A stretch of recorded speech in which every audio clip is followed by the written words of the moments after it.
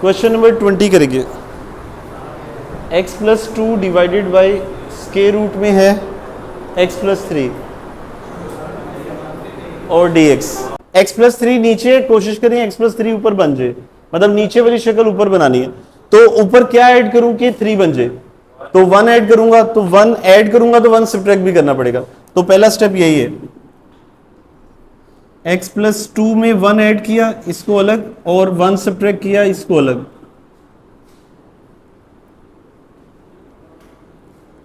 इससे फायदा ये होगा कि जब same value divided by same value हो जाएगी तो पावर रूल लग जाएगा। तो ये x प्लस 3 और नीचे बचा x प्लस 3। ये जो स्क्वायर रूट में x प्लस 3 है, ये बारी बारी दोनों के नीचे डिवाइड करने लगा, इसके नीचे अलग,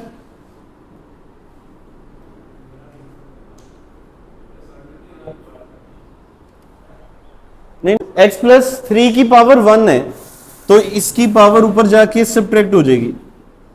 नीचे x प्लस 3 की पावर है 1/2, 1/2 ऊपर जाके -1/2 हो जाएगी, और वो स्क्वायर रूट रह जाएगा, और ये भी ऊपर जाके पावर नेगेटिव हो जाएगी।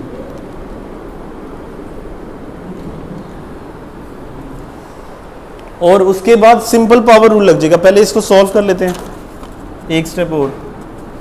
x प्लस 3 की पावर 1/2 और ये बचेगा x प्लस 3 की पावर -1/2 और बाहर dx।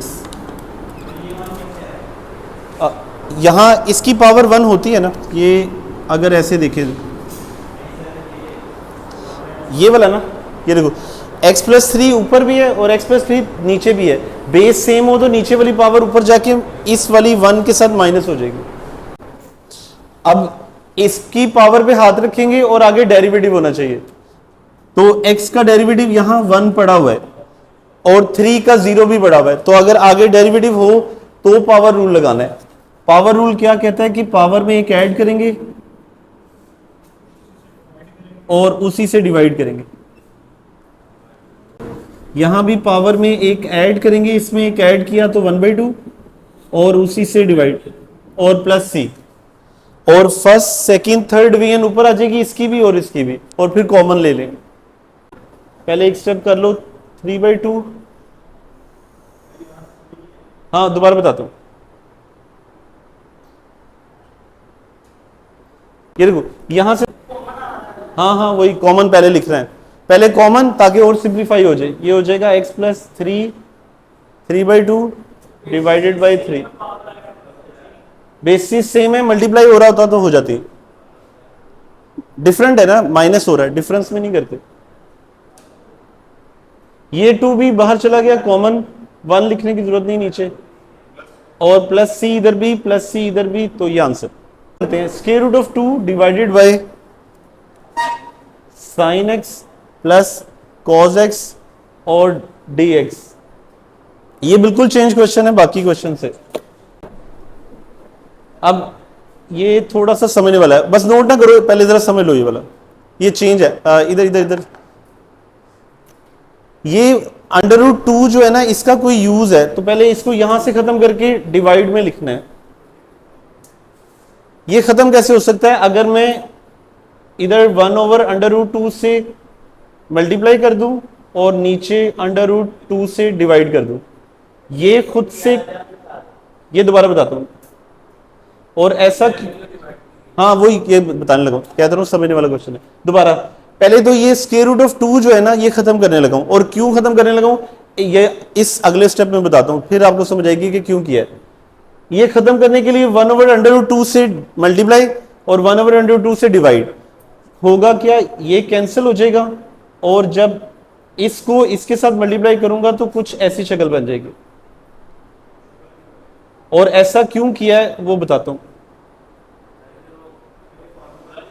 हाँ, ये असल में अब फर्स्ट ईयर का एक फॉर्मूला बन रहा है, sine alpha cos beta cos alpha sign beta. तो ये एक फॉर्मूला था, यहां सिर्फ याद करवाने के लिए पहले वो फॉर्मूला लिख रहा हूं। वो था साइन अल्फा कॉस बीटा और कॉस अल्फा साइन बीटा, ये एक फार्मूला है। अब ये सोच आपको पेपर में जरा मुश्किल से आती है, इसलिए कह रहा हूं थोड़ा सा मुश्किल क्वेश्चन है, दोबारा बता रहा हूं।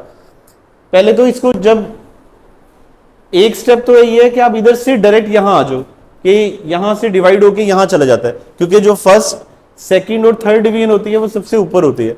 अगर ऐसे समझ नहीं आ रही तो फिर मल्टीप्लाई किया 1/√, से डिवाइड भी किया, ये जरा आसान हो जाता है, ऊपर कटिंग होगी, इसको इसके साथ मल्टीप्लाई किया, इसको इसके साथ मल्टीप्लाई किया।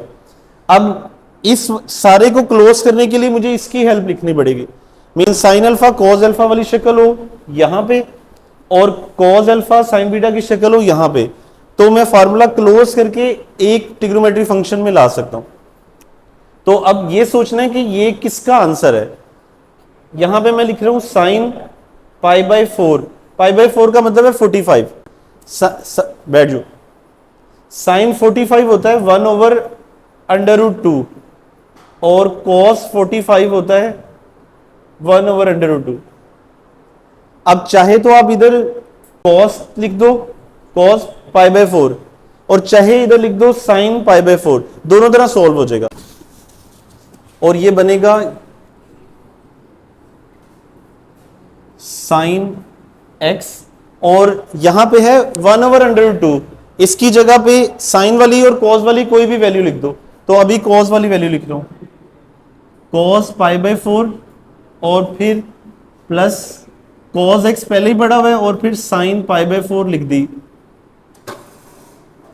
यहां पे था 1/√2 और यहां पे भी था 1/√2, उनकी जगह पे वैल्यूज लगाई है। ये बात समझ आ गई है, इसकी जगह ये वैल्यू और इसकी जगह ये वैल्यू, और ये फार्मूला क्लोज होके क्या बनेगा, sine alpha cos beta cos alpha sign beta, तो ये फार्मूला क्लोज होगा, सही है, x प्लस π/4, और अब ये एक वैल्यू बन गई है। अब इसकी इंटीग्रेशन आसान हो जाएगी, नीचे साइन हो फर्स्ट ईयर में बड़ा था, ऊपर जाके कोसिकेंट हो जाता है, तो कोसिकेंट की बस इंटीग्रेशन याद होनी चाहिए।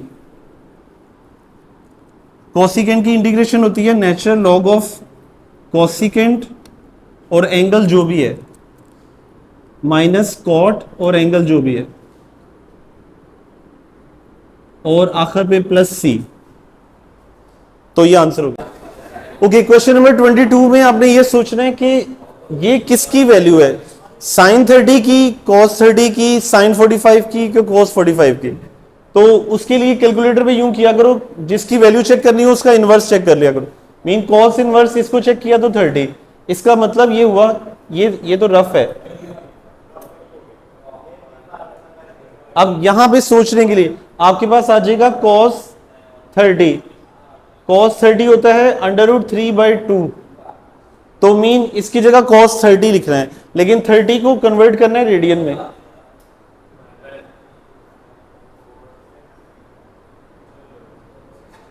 तो यहां π/6 हो जाएगा, यानी कि cos π/6 यानी कि 30 √3/2 होता है, और इसको करेंगे साइन π/6, ये भी 1/2 होता है, मीन इन दोनों की वैल्यूज आ गई, और वैल्यूज पेपर में रफ में कहीं ऐसे चेक करनी है। पहले यहां तक समझ आई है, ये समझ आ गई है, और आप पहले इसको अरेंज कर लो। ये सब फार्मूला बनेगा cos alpha cos beta sine alpha sign beta का, तो पहले cos वाली वैल्यू आनी चाहिए, तो cos अल्फा और फिर √3/2, cos अल्फा cos बीटा बनना है, ये साइन अल्फा साइन बीटा बनना है, तो साइन अल्फा और यहां पे इसकी वैल्यू। अब ये वाली वैल्यूज यहां पुट कर दूंगा, √3/2 की जगह पे cos 30, 1/2 की जगह पे साइन 30 लगाना है, तो ये वैल्यूज यहां पुट करो तो एक फार्मूला बन जाएगा, ये हो जाएगा cos x और cos 30 मीन π/6, फिर साइन x और फिर साइन 30 और आखिर पे dx। और अब ये किसका फार्मूला है, ये सारा, तो सही है, ये cos अल्फा cos बीटा और साइन अल्फा साइन बीटा। ये फार्मूला जब क्लोज होगा तो हमने फर्स्ट ईयर में पढ़ा था कि बीच वाला साइन ऑपोजिट होता है, तो ये बनेगा अल्फा माइनस बीटा।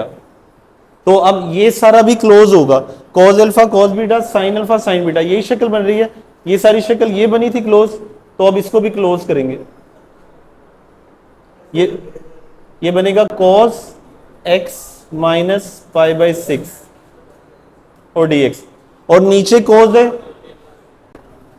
तो जब इसको ऊपर लाएंगे तो ये सीकेंड हो जाएगा, और यहां पे आपको सीकेंड की इंटीग्रेशन आनी चाहिए पहले। सीकेंड का याद है फॉर्मूला? नहीं, natural log of सीकेंड x plus tangent x और प्लस सी, ये फार्मूला है। तो बस अब इस पे ये फार्मूला लगा दो, ये बनेगा नेचुरल लॉग ऑफ सीकेंड और टेंजेंट